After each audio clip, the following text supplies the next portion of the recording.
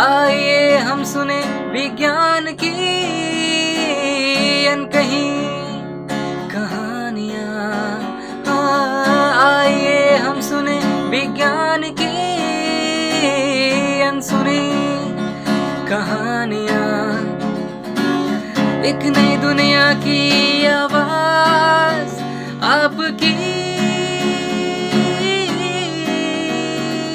आवाज़, विज्ञान की आवाज़ की आवाज़। Although the clinical demand for bioengineered blood vessels continues to rise, current options for vascular conduits remain limited. The synergistic combination of emerging advances in tissue fabrication and stem cell engineering promises new strategies for engineering autologous blood vessels that recapitulate not only the mechanical properties of native vessels but also their biological function. Dear listeners, in the previous episode, we spoke with Dr. Linda V. Thomas, Scientist F and Scientist in Charge, Sri Chitra Tirunal Institute for Medical Sciences and Technology, Trivandrum, as she shared her research in tissue engineering and regenerative technologies. Let's get along with today's episode and get more details on the ranking of India, the research contemporaries, and more as we converse with Dr. Linda Thomas. You're listening to Vigyan Ki Awaaz podcast, catalyzed and supported by the National Council for Science and Technology Communication, produced by Media for Community Foundation, content support by Kadalose FM 90.4 Community Radio, and hosted by your Surya Kiran. Ma'am, where does India stand in the global ranking of tissue engineering and regenerative technologies? India in this area of tissue engineering, actually we have a lot of startups coming up in this segment, and the government support for tissue engineering is quite high. So we have even the government schemes like SERB, which has given us out special scheme calls for tissue engineering concepts, and there are several concept calls by DBT, ICMR, etc. So at present, even in our lab, we are having funding from several of these agencies, from DST, DBT, ICMR. Recently we got funded from ICMR for many of these tissue engineering problems that we are trying to address. So hopefully, if that is the case, India is realizing the importance of tissue engineering, and by providing such incentives or to even the startups to help them to grow, it will enable us to move forward at a much faster pace, which was not there earlier. So now, realizing the importance of this segment, government is also trying to take an initiative, and we are happy for that, because seeing it grow and come to the area, because we are now competing. Our competitors are actually globally, there are several companies which have actually started out.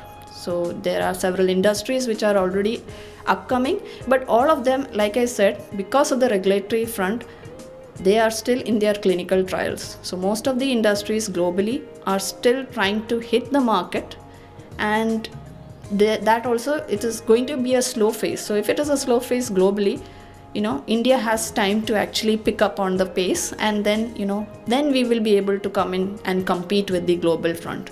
So I'm sure we will be able to do that in the coming future with all the government support as well. Can you tell us who are all our competitions or contemporaries in this field of research? So basically, US, Europe already have regulatory guidelines which are set for tissue engineering problems, and for each of these phases, it ends with a clinical translation, and to move towards clinical translation, the ethical approvals and the regulations should be made easier. All said and done, we have our own regulatory front, which even though it is considered a drug, we can move into our clinical trials.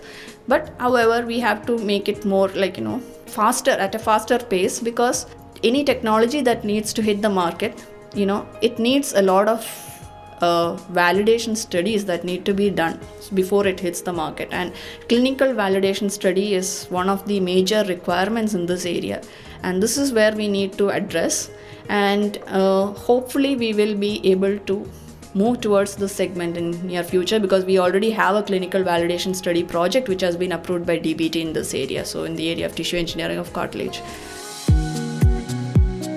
You're listening to Vigyan Ki Awaaz podcast, catalyzed and supported by the National Council for Science and Technology Communication, produced by Media for Community Foundation, content support by Kadalosai FM 90.4 Community Radio, and hosted by your Surya Kiran. Now, can you tell us how Indian industries are associating with this project?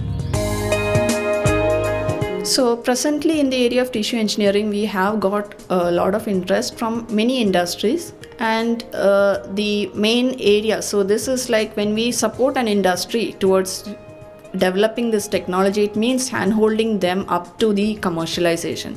And there is where even from starting from the validation of the product or the construct, moving it to preclinical efficacy studies, then moving it towards clinical translation, we have to handhold the industry. And this is where, the scientist along with the industry has to work hand in hand to develop this technology. It is otherwise, from the industrial front alone, they will not be able to address many of the issues as far as like how we look at it. So it's always good that we collaborate with the industries, and I'm happy to see many startup industries, especially in the area of bioprinting, that are coming up, that are quite interested in using this as a tool to reach the masses, to treat or to regenerate tissues or organs. So interesting. Can we have a rundown on your patents, research papers, and the awards you have won? So like I said, this technology, the tissue engineering technology, is a long-term project. It takes several years for us to establish or develop a technology based on tissue engineering. But along the way, because we develop novel biomaterials, we develop certain technologies that can help the cells to grow in these biomaterials, like the bioreactors. So development of bioreactors. So these are spin-offs which come out from these technologies. And some of the technologies that we have developed in our lab, for example, we have developed an advanced wound care dressing, which is known as lint-free absorbent dressing, which has already been transferred to an industry. So this was basically on the technology of developing the polymeric device, or so using our specific polymer. So I'm basically a MTech in polymer technology. So using these concepts, we were able to develop this foam-based technology, wherein this has been patented. Our Indian patent has already been granted. We are also waiting for the international patent. So we have filed the international patent. So this technology has already been transferred. And during the COVID times, we were also able to co-develop a swab during the, COVID, because of the shortage of these swabs.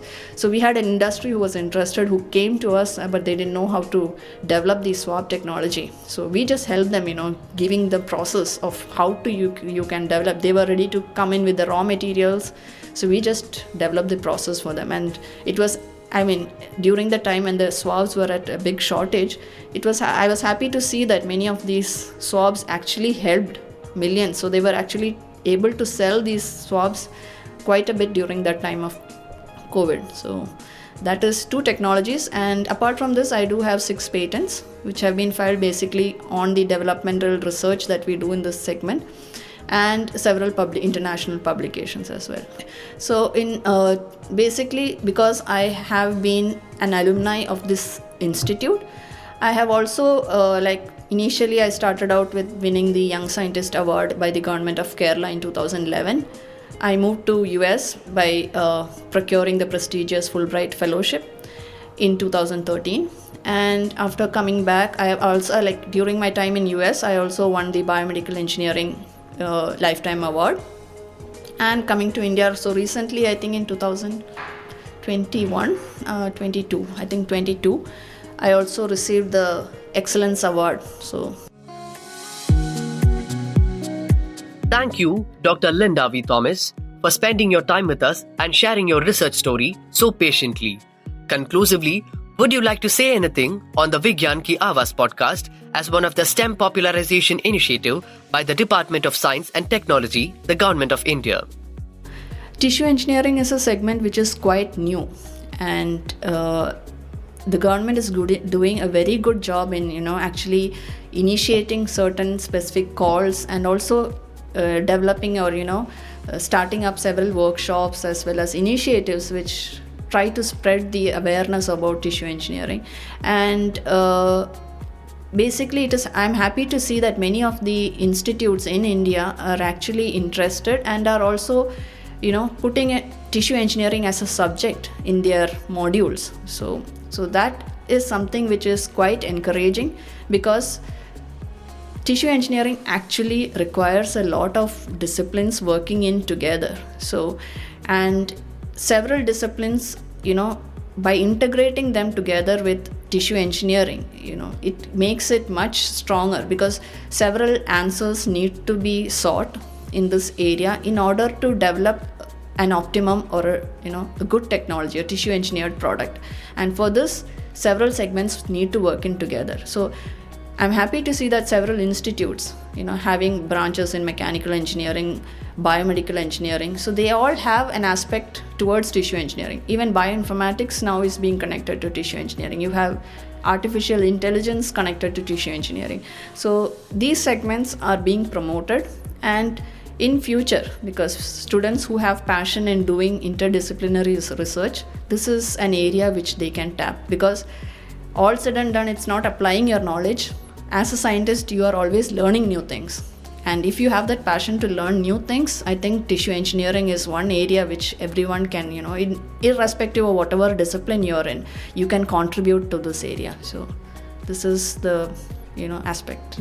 I'm happy and I'm thankful actually to Department of Science and Technology for funding us, as well as for the opportunity that they have given us to portray our science, and hoping that this technology can, or this area of research can attract many more people to our campus, and we would be happy to interact and collaborate with many others towards developing tissue engineering aspects or technologies. Thank you.